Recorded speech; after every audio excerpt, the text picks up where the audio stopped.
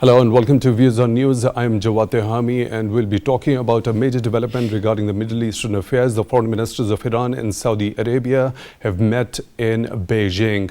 Iranian Hussain Amir Abdullahian and Saudi Foreign Minister Prince Faisal bin Farhan Al Saud have signed an agreement to reopen the embassies and consulates in the respective countries. And embassies would be opened in Tehran and Riyadh, while the consulates are going to be opened in Mashhad and Jeddah. Now, this is the first highest level meeting between the two sides in more than 7 years. Now, the two sides have also agreed to eliminate all the obstacles in expansion of cooperation between the two countries. Now, Chinese Foreign Minister Mr. Qin Gang was also present on the occasion.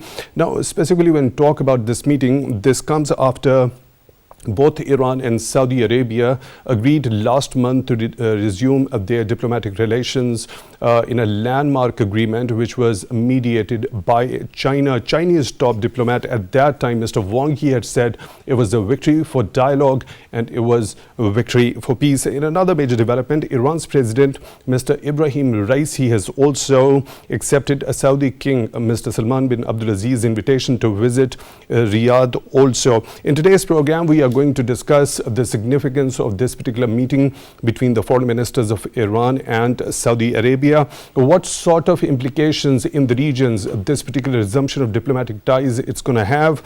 We are also going to talk about China's role as a peace broker and a peacemaker and how the US and the West is going to respond as this particular resumption of diplomatic relations between the two countries develop in the coming days. And to understand all this, we are honored to have been joined in the studio by Dr. Riffat Hussain. He's a strategic analyst. Dr. Riffat Hussain, thank you very much for joining in at Views on News. We really appreciate your time. And we are also honored to have been joined by Mr. Nasir Ali Khan, his former ambassador.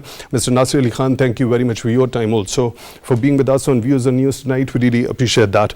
Let me begin the discussion with you, Dr. Riffat Hussain. This particular meeting between the foreign ministers of Iran and Saudi Arabia, after the both sides agreed last month that they will resume their diplomatic ties and open their embassies, how significant this one is, and does it clearly show that now this particular dimension of this bilateral relationship is on a positive trajectory? Well, most certainly it does suggest that the trend in terms of relaxation of tensions between the two countries, which have been at loggerheads for decades, particularly after the outbreak of the Iranian Revolution in 1979, there have been ups and downs. There have been some failed attempts to open a dialogue between the two, but none of them has succeeded. And finally, the Chinese role has been very, very important. So I would suggest that going by these developments, there is a clear indication that the relationship, bilateral relations between the two countries and with Chinese facilitation, and this is for the first time I have heard that the Chinese have the Iranian Foreign Minister has mentioned the role of Sweden along with China, that they played a very positive role. So judged by these, I would suggest that it's a good omen for the region. It's a good omen for the peace overall in the region, because Middle East has been the hotbed of conflict for so many years, and so many wars have been fought. The more recent one was obviously the Iraqi war, and the Americans have been largely responsible for wasting so much destruction. And as we speak, we also know that the Al-Aqsa Mosque has been under attack by the Israeli forces, and there have been large number of casualties. So in other words, if these two countries would have chosen to be on the opposite side, that there would have been very little prospect for peace and security in the region. Right, Mr. Nasir, your take, how do you see this particular meeting between the foreign ministers and their signing the agreement of reopening the embassies in the respective countries?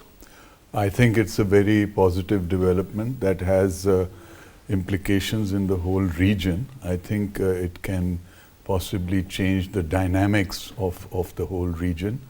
And as far as the parties that were involved in this, I think way back in 2019, when there was an attack on some oil installations, the Saudis actually expected the United States to play a more aggressive role, and they were rather disappointed.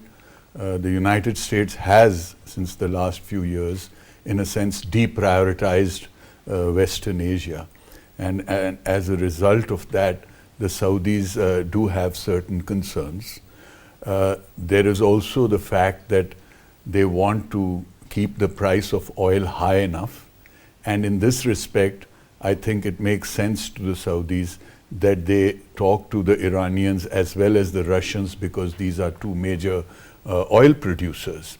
Apart from that, as far as Iran is concerned, their economy has been under great stress because they have never been sanctioned as much as they are today. There are protests that continue to take place, mainly because of unemployment and economic hardships. And so they also, it suited them as well. Apart from the fact that the Chinese, who have in their banks about $20 billion of Iranian funds which are under sanction, have slowly been released, and there is a possibility that they might help them in other ways. Now, apart from this, China is also the largest trading partner of Iran and one of the biggest energy buyers. As far as China was concerned, yes, they are the largest energy buyers in the world. So for them to have peace in the region makes sure that prices will not be volatile and erratic. So it makes sense to them. Apart from which, they also want to take an opportunity to enhance prestige in this area. They have also reached out to solve problems in the global south.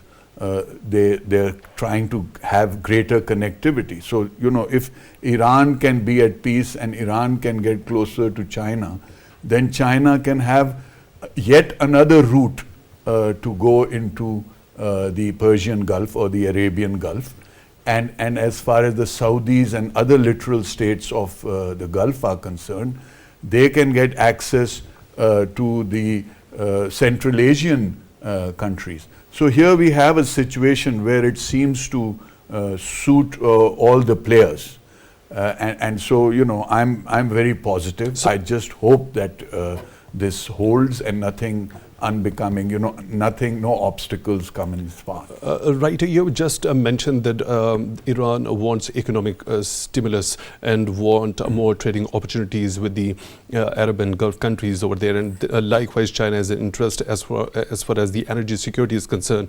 I would like you to shed a little bit of light more on what Saudi perspective would be as far as the economic front is concerned. Now, Dr. Riffat Hussain, it's a win-win situation for all the parties. Your take, would you like to shed light when we talk about the economic stimulus that is badly required in Iran, energy security vis-a-vis China, and what exactly the Saudis get out of this deal? Well, Jawad, it's very important for us to think of Saudi oil diplomacy, which lies at the heart of their approach towards their internal problems and revenue generation and modernization, etc., etc.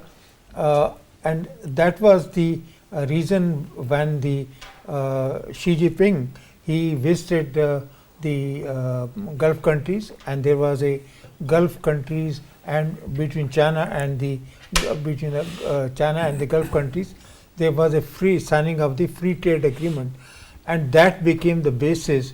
And following that, we also now know that the Chinese have bought 5% of the assets in Aramco, which is one of the largest Middle Eastern giants as far as Saudi Arabia is concerned, and that was that put the trajectory between China and Saudi Arabia on a positive track.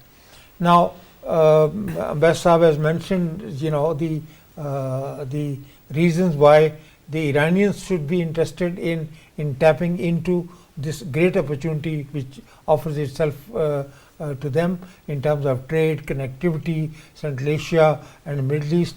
And the Iranian leadership under Raisi feels that they have lost so much, and it's a very interesting perspective that the recently ICJ, International Court of Justice, has declared the American usurpation of oil revenues from Iran, has declared them illegal. So that's a big boost for them, and there is slowly a perception that the Americans are willing to ease their sanctions on Iran. So the Iranians feel that if they can team up with China, and the Saudis feel that they can rely on China because China has established its credentials as a very reliable partner. So it can be for the good of the region, and every country can benefit from it. So this to me represents a qualitative change in the American dual containment policy, in which they were pitting one country, particularly we know that in case of Iran and Iraq, they were pitting Iran against Iraq and the vice versa. So the Chinese are not interested in that. Chinese want to stay away from the conflict, and they want to bring the countries, particularly the oil producing countries, together in a situation where both the energy suppliers, particularly Iran and Saudi Arabia, will be on the same wavelength. Right. Mr. Nasir, when we talk about the Saudi perspective, what about, as you already mentioned, that Iran looks for an economic stimulus, kind of unemployment and the protests, subsequent protests which are going on because of that. What about the Vision 2030, the efforts of the Crown Prince of relying lesser on oil and going towards the knowledge-based and service-based economy? Yes, absolutely. You see, here we have a very young leader who is looking 20 to 30 years in the future. And of course, apart from the fact that oil is a limited resource, although they have a lot of it, but the other factor is that the United States has discovered more and more oil for itself, and so their reliance on the Gulf oil is less. Secondly, Europe especially is very keen to go on to electric vehicles and things, so that demand for oil will also decrease. Now, I think His Highness Mohammed bin Salman has seen the sort of development in the UAE and the alternatives that they have developed in terms of encouraging foreign direct investments into free zones, or promoting tourism as an alternative to their revenues from oil. And therefore, he is planning, he has some grand plans which go 20 to 30 years into the future. But everybody knows that anything like that, conflict is going to be something which would become a stumbling block. Saudi Arabia cannot make all the investments by itself. If it wants to attract foreign direct investments, it has to provide a safe, secure environment. So I think this is part of that plan. And again, it is something that is positive for the region, and countries like Yemen, where people are suffering because of this conflict indirectly. Iraq has suffered, Lebanon suffers, and of course in Syria they are on two different sides. The Iranians support the government of Assad, Bashar al-Assad, and the Saudis are supporting the rebels. So it makes a huge difference to the whole region. And I think the Saudis are realizing that peace is going to have some large dividends for themselves and their population. Right. Dr. Riffat, when we talk about Vision 2030 of the Saudi Crown Prince, as Mr. Ambassador has also mentioned that if there is going to be conflict, it is going to be the biggest stumbling block in achieving that particular agenda of Vision 2030. Your take? Well, I think when we talk about Mohammed bin Sultan's 2030 plan, we should not forget that it came to them, and Ambassador earlier mentioned the attack on the Saudi oil facilities in 2019, which really shook them up, and they were looking for protection, and they were looking for American intervention, which actually didn't come through. So they realized that they are pretty much on their own as far as the security of their oil facilities is concerned. So they thought that it's a good opportunity for them to extend an olive branch to Iran, and there were negotiations already underway, but none of them had produced the kind of breakthrough which came about on March 10th when China managed to broker this deal, and they were and the Saudis also realized that it's in their larger economic and trade and the foreign direct investment interests if they can bring stability, and they can send a message of assurance to the outside world that Saudi monarchy is not only safe, but it is something which is strident and is moving forward, and they would like to put their best foot forward. So that was the realization. It very naturally dovetailed with the Iranian interests, whereby they thought that they were under sanctions under too many American sanctions for too long. It was time for them to stage a breakthrough and and move out of this dual containment policy which the Americans had been pursuing for the past 3 decades. Right. Mr. Nasir, as you already mentioned, the regional implications vis-a-vis Yemen, when we specifically talk, there are certain breakthroughs.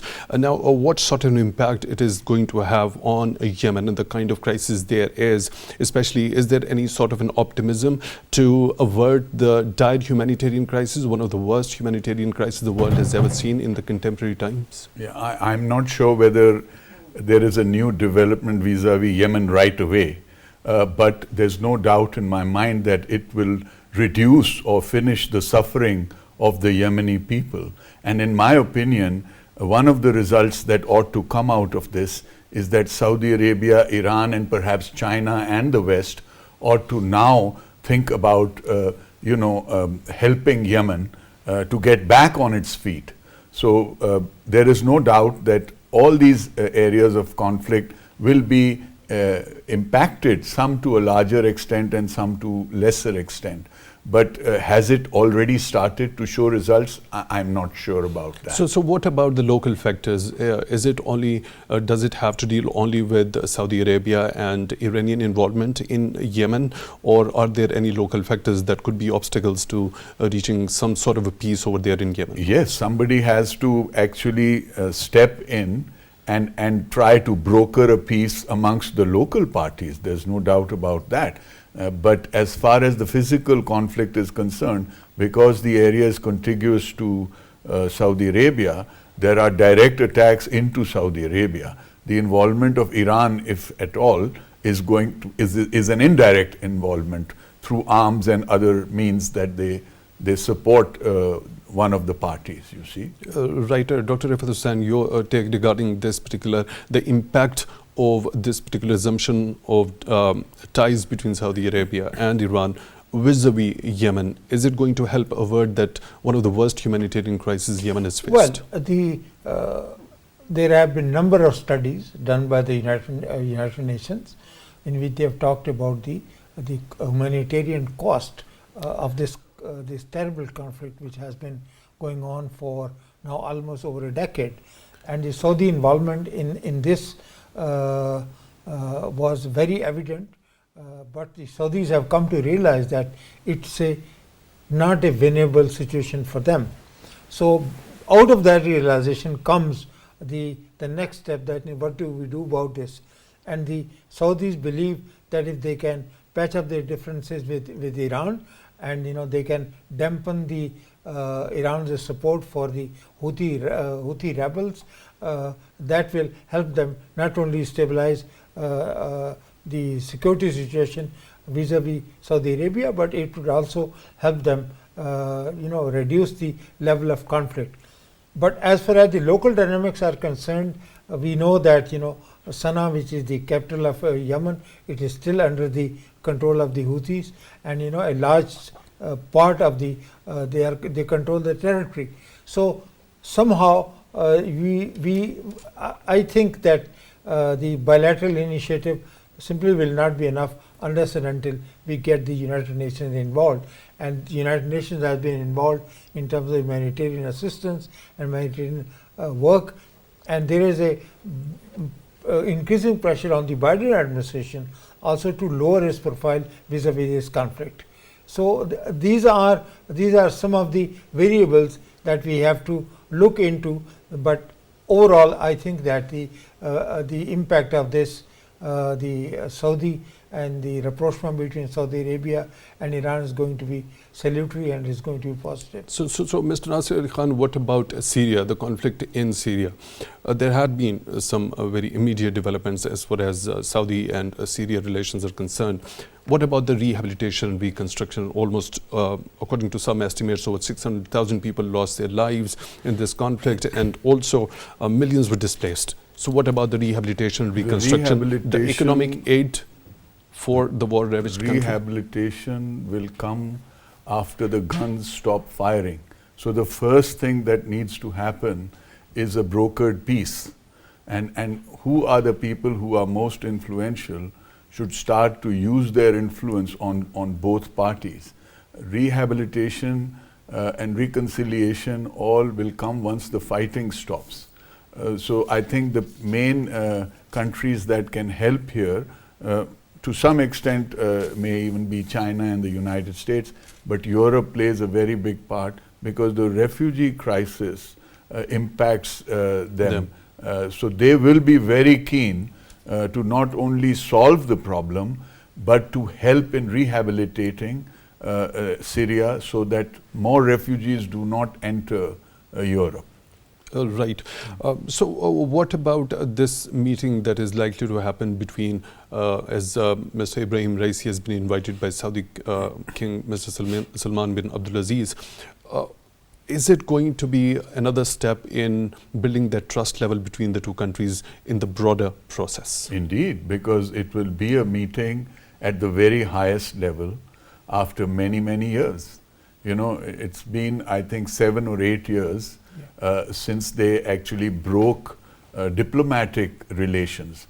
But for the heads of government or heads of state to have met has been much longer, because this conflict or this rivalry goes back to even before in the Shah's time, you see, because of this region, because of the resources, and because of the difference in sects, you see. So there is this, and that is why I hope and pray that this is something that will grow, develop, and not be scuttled by anybody. Because, for example, the United States has made a statement that they are happy with this development, but my assessment is that that might not be entirely true, because on the one hand, they wanted to, along with Israel, continue to put pressure on Iran, to isolate Iran, to put pressure to come and sign the nuclear accords. And on the other hand, in the Middle East itself, although, as I said, they say that we are deprioritizing, our priorities are more towards the Indo-Pacific, to contain China in the Indo-Pacific. But although they say this, the fact of the matter is that ever since, the Camp David Accords, the Oslo Accords, the Quartet, all these Israeli-Jordanian treaties, the United States was always at the table. This is the first time that they are not at the table. I'm sure this is something that makes them uncomfortable. I'm not sure how much of a surprise it was for them, but they are not entirely pleased. But on the other hand, I'm sure all major powers, and right now with the fact that they are so busy in the Ukraine, I think to some extent they will be happy that there is one problem less in the region. So do you consider it a huge setback for the US foreign policy, as you mentioned that this is the first time that they are not on the table, especially when such an important Middle Eastern affair is concerned? No, I wouldn't say that. But at the same time, you see, while they are busy, everything is seen through the Ukrainian lens. China, which is obviously a very fast growing major world power or superpower, has now gotten the opportunity to make more friends and to increase its influence. So obviously that is something they may not be very happy with. But that is the price that they are paying. The main focus is to contain Russia. And there are different theories of why we are having this conflict in the Ukraine. But you know, all the focus seems to be there, and everything is seen through this lens. Even this trip which the Europeans are making, the head of the European Union and Mr. President Macron, primarily is to go and tell the Chinese, we don't want you to get too close to the Russians, and indirectly saying that if you continue to do that, there may be a price to pay. So it's a veiled threat, but behind it is, again, in my opinion, the United States. Right. Dr. Riffat, when we talk about this meeting that is likely to happen between the Saudi king and Iranian president, what are the prospects? Is it going to be a big breakthrough as far as this particular trajectory is concerned? Well, symbolically, it's a very important meeting, purely in terms of the optics. That it suggests that, you know, the summit level meeting, I think the last time I was when Rafsanjani had visited Saudi Arabia, and that was about, you know, a decade and a half ago, and there has been low level, not even low level contacts, but the contacts between diplomatic contacts between the two countries have been ruptured, and particularly after 2016 attack by the Iranian nationals on the Saudi embassy in Iran, the relationship were severely cut off. So there is a new beginning, and I think that MBS, the Saudi king and the Iranians are looking forward to this visit, and I think that it could go even beyond the optics and beyond the level of expectations, because both countries might try to deepen and broaden their engagement with each other and vis-a-vis the region. So I think a lot of effort will be put in by both sides to make this relationship and to this bilateral and summit level meeting work. Right. As Mr. Ambassador has mentioned already, that US seems to be quite uncomfortable with this particular rapprochement. So do you think this was a setback to US foreign policy? Well, it has been a setback for the because the relationship between Saudi Arabia and Washington was very, very close under Trump. We know how he, you know, did a $400 billion deal, and you know, all the things that he said, and he himself was present to show solidarity with MBS. But two incidents, one was the Khashoggi's murder, in which the American intelligence now is saying that, you know, that the Saudi.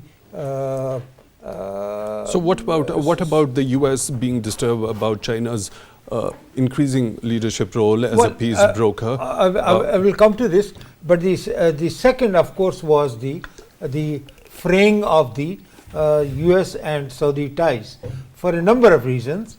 We can get primarily into oil. Because of oil. Basically due to oil and the American expectation and the pressure which was exerted by Biden to ask the Saudis to keep the price of oil very, very high. And the Saudis thought that it is going to be in their interest not to lower the price of oil too much.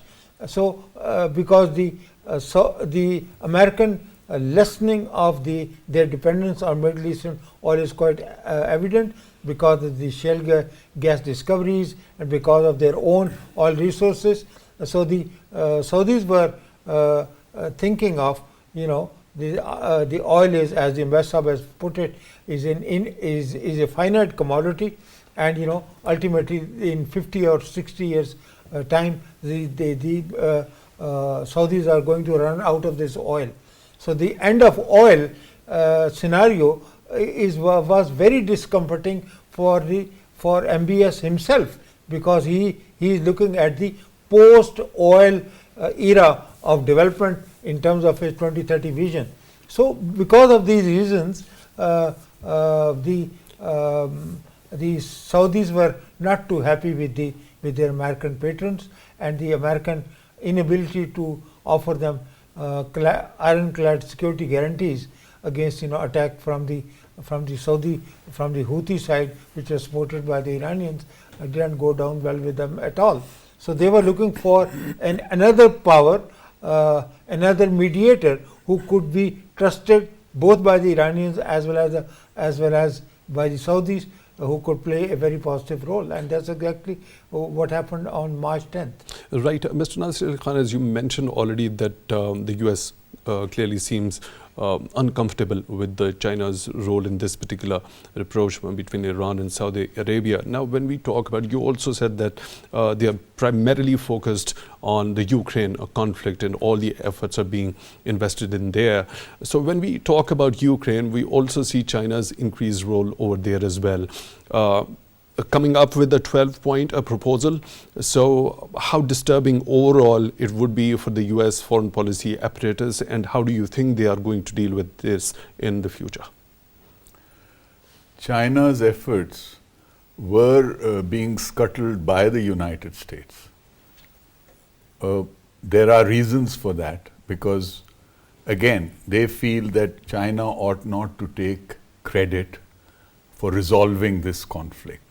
Now, there are many theories about it, including from some American think tanks or American universities, that the primary purpose of this conflict is to cut Russian power, military power, to size, even if it destroys the Ukraine. Now, the Chinese could go in there and try to talk some sense, not only to the Ukrainians, but also to the Europeans that are seriously worried. There's very little they can do about it because of NATO and the US influence, especially in countries like Germany, who are now, by the way, the worst affected by this conflict. So their concern was that Chinese involvement, because China's economic power, China's trade power, can influence the European Union as well, not to mention talking some sense into the Ukrainians. Now, this is something that they were not happy with. So the Chinese did make an effort, and the Chinese, in my opinion, are continuing to make these efforts, especially their relationship with Russia has gone to an extent that is of great concern to the Americans, because of China, the Russians economically have not been brought to their knees. Right. The other very concerning factor, initially I found it hard to believe, but now I see this on mainstream media, is the discussion between the Saudis and the Chinese to trade in oil using yuan. Yes. Now, this is something which, as an American, I would be very, very concerned. So is there about. anything the Americans would be able to do about it? Yes, they can put pressure. Look, the Saudis are still very much influenced or under the influence of the United States. There are not only major bases in the region, there are also huge investments that Saudis have made in the United States, there is also this potential for, it is it is the largest economy. So, that is there. There's no doubt about that. So, they can't go totally against it. It's just that during the 2020 election campaign, Mr. Biden, President Biden, had said that I will bring MBS to justice because of Adnan Khashoggi's, and I'm sure he found that, he was really angered by that. And so that's when, and then when he became president, he did not reach out like Trump did. Trump, one of his first foreign trips was to Saudi Arabia. It was a major event, and the Saudis were very pleased with this.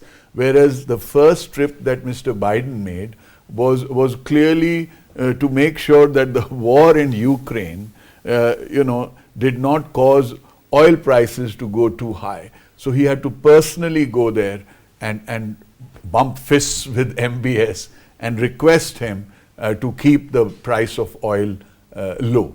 Right, Dr. Riffat, and your take regarding what are the possible options for the US vis-a-vis China's increasing role as a peace broker, not only in this particular instance of Iran and Saudi Arabia, but also vis-a-vis Ukraine?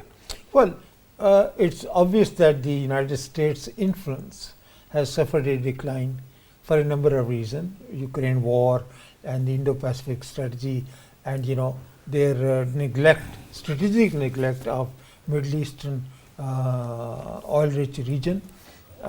So the Americans, but they had not anticipated that the Ukraine conflict, which happened about in 2000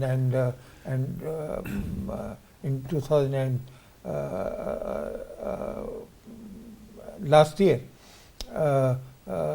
in February 2018, the Americans were totally shocked by the occurrence of this conflict, because the Americans had believed that they wanted to maintain the Helsinki peace accords, which means that territorial status quo in Europe will be safe and it will be maintained, and the Americans could pay attention to the Indo-Pacific region, mainly to contain China, and also to, in a way, indirectly also to clip the wings of the Mr. Putin. But when the Ukraine conflict took place, it shook the American sense of complacency about this new world order. So because of this, and I should also say this, that there are many critics within the Democratic administration, and they are not very happy about Biden's diplomacy and Biden's role, and he has a personal stake in trying to shore up the Zelensky regime in Ukraine, largely because of the pre-electoral links which the then President Trump had talked about between Ukraine and the Biden presidency. So that legacy continues to haunt the United States, and the United States, frankly now is one of the largest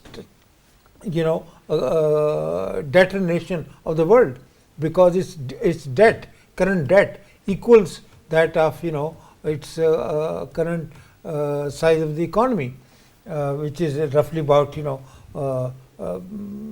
13 trillion dollars or something like that. I'm sorry if I get the number wrong, but the basic fact remains that the United States is looking for help, and there's nobody. It is true that the America is the largest power in the world, because they have the network of 80 military bases around the world, and there is a lot of military might, but the era of military might is gone.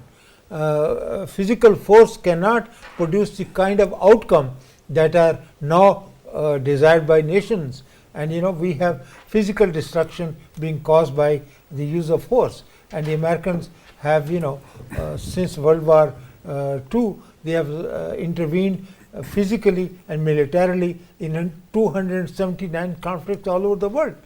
So, this is the realization, and the Chinese are being very smart about it because they are relying on the yuan diplomacy.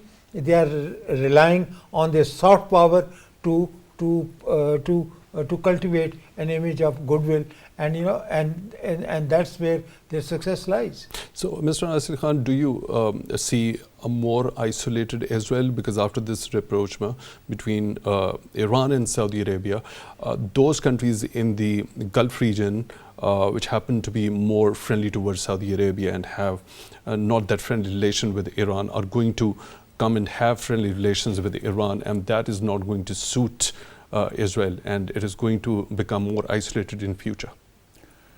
You see, the closest and the most important player as far as this conflict and Iran is concerned, other than Saudi Arabia, is the United Arab Emirates. And the United Arab Emirates differed with Saudi Arabia on the Abraham Accords.